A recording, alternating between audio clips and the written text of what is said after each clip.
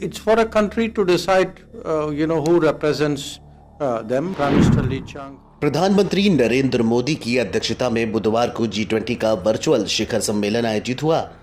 वहीं समिट से इस बार भी चीन के राष्ट्रपति शी जिनपिंग ने दूरी बनाई। जिनपिंग की गैर मौजूदगी पर विदेश मंत्री डॉक्टर एस जयशंकर ने कहा कि ये सभी देश खुद ही तय करते हैं कि उनका प्रतिनिधित्व कौन करता है। विदेश मंत्री एस जयशंकर ने बुधवार को G20 के समापन संवाददाता सम्मेलन के दौरान कहा कि ये सभी देश खुद ही तय करते हैं, वे ही तय करते हैं कि उनका प्रतिनिधित्व कौन करता है। प्रधानमंत्री ली कियांग ने सितंबर में दिल्ली में हुए G20 शिखर सम्मेलन में चीन का प्रतिनिधित्व किया था। ऐसे में उन्होंने इस बार भी यही किया। उन्होंने कहा कि मुझे लगता है कि एक बात थी जिसे हम सभी ने आज गौर किया होगा। एक बहुत स्पष्ट चीज की भारत की G20 की अध्यक्षता वैश्विक दक्षिण केंद्रित थी और इसने विकास को G20 के निष्पक्ष केंद्र में वापस ला दिया था। सोचिए, ये न केवल G20 सदस्यों के बीच बल्कि अंतर्राष्ट्रीय संगठनों के बीच भी बहुत व्यापक रूप से आवाज उठाई गई सोच थी।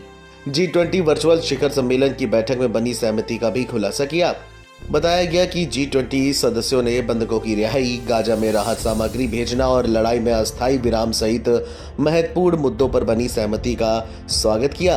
विदेश मंत्री ने कहा, कुल मिलाकर जिन मुद्दों पर सहमति हुई थी उनका कार्यान्वयन सुनिश्चित करने के लिए नेताओं द्वारा एकजुटता की भावना व्यक्त की गई थी। इसके अलावा प्रेस वार्ता के दौरान केंद्रीय वित्त मंत्री निर्मला सीतारमण, भारत के G20 शेरप्पा अमिताभ कांत और विदेश मंत्रालय के आधिकारिक प्रवक्ता अरिंदम बागची ने भी संबोधित किया।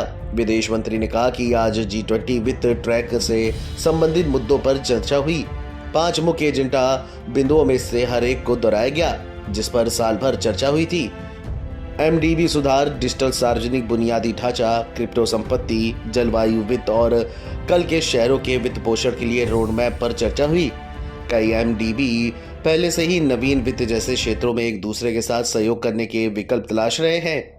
अंतर्राष्ट्रीय विशेषज्ञ समूह की रिपोर्ट का स्वागत भी किया गया। इसके कई पहलू पहले ही निर्धारित हैं। बोर्ड प्रत्येक बैंक के लिए इसे अपना रहा है। Video desk, NBT online.